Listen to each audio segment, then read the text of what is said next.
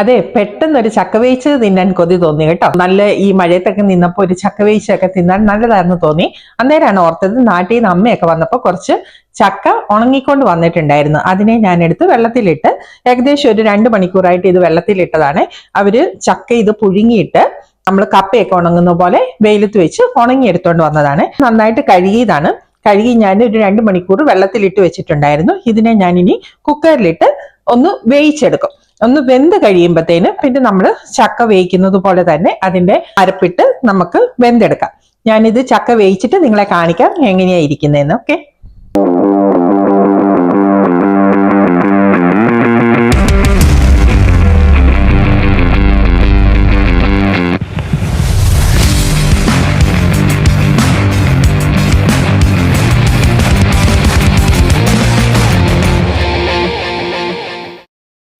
ഇപ്പൊ ഞാൻ ആവശ്യത്തിനുള്ള വെള്ളം ഒഴിച്ച് അതുപോലെ തന്നെ ഉപ്പും ഇട്ടിട്ട് ഒന്ന് വേവിക്കാൻ വേണ്ടി വെക്കുവാണ്. ഒരു 3-4 വിസിലടിക്കുമ്പോഴത്തേന് നമുക്കിത് ഓഫാക്കാം.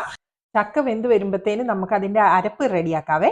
അതിനുവേണ്ടി ഞാനിവിടെ തേങ്ങ എടുത്തു വെച്ചിട്ടുണ്ട്. പിന്നെ ഞാൻ സവോളയാണ് ഇട്ട് കൊടുക്കുന്നത്. ചുമന്നുള്ളി ഇല്ലാത്തത് കൊണ്ടാണ് ചെറിയൊരു കഷ്ണം സവോള ഇട്ട് കൊടുക്കുന്നുണ്ട്.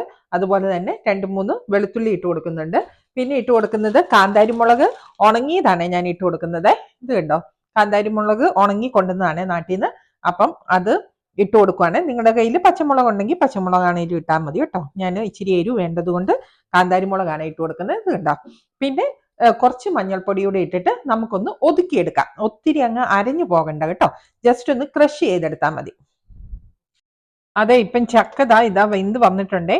ഞാനോർത്ത് ഒരു 2-3 വിസിലിൽ ഇത് വേകുമെന്ന്. പക്ഷെ ഇതൊരു ഏകദേശം ഒരു 15 വിസിലോടെ ഞാൻ ഇപ്പൊ അടുപ്പിച്ചിട്ടുണ്ട് കേട്ടോ. ഇതൊന്ന് ഇതുപോലെ ഒന്ന് ഉടങ്ങി വരാൻ വേണ്ടി ഞാനൊരു 3 പ്രാവശ്യം ഇടയ്ക്ക് തുറന്നു നോക്കിയായിരുന്നു എന്തായെന്നുള്ളത്.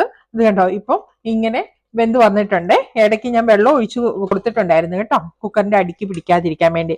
ഇപ്പം വെള്ളമൊക്കെ ഇച്ചിരി കൂടിപ്പോയെന്ന് തോന്നുന്നു. നോക്കാം. ഇനി ഞാനിവിടെ നമ്മുടെ അരപ്പ് ഇവിടെ അരച്ചു വെച്ചിട്ടുണ്ട്. അതുകൂടെ ചേർത്തിട്ട് നമുക്ക് ചക്ക വേവിച്ചെടുക്കാം. നമ്മുടെ ചക്ക വേവിച്ച് എന്തായെന്ന് നോക്കാവേ. ഇത് ഉണ്ടോ, ചക്ക വേവിച്ച് വന്നിട്ടുണ്ട്. കുറച്ചൊരു വെള്ളം കൂടി പോയിട്ടുണ്ട് കേട്ടോ. നമുക്കിനി ഒന്ന് ടേസ്റ്റ് ചെയ്ത് നോക്കാം എങ്ങനെയുണ്ടെന്നുള്ളത്. സൂപ്പറാട്ടോ. പക്ഷെ നമ്മൾ ആ പച്ചച്ചക്ക വേവിക്കുന്നതിന്റെ ആ ടേസ്റ്റ് വരുന്നില്ല. എന്നാൽ പോലും നമ്മുടെ ഒരു കൊതിക്ക് കാനഡയിലൊക്കെ നിൽക്കുമ്പോൾ നമുക്ക് എങ്ങനെ പച്ചച്ചക്ക തിന്നാൻ പറ്റും. അതുകൊണ്ട് ആ ഒരു കൊതി മാറ്റാൻ വേണ്ടി നാട്ടിൽ പോകുന്നോടം വരെ നമുക്ക് ഈ ഉണക്കച്ചക്കയിൽ കാര്യം നടത്താം. ഓക്കെ.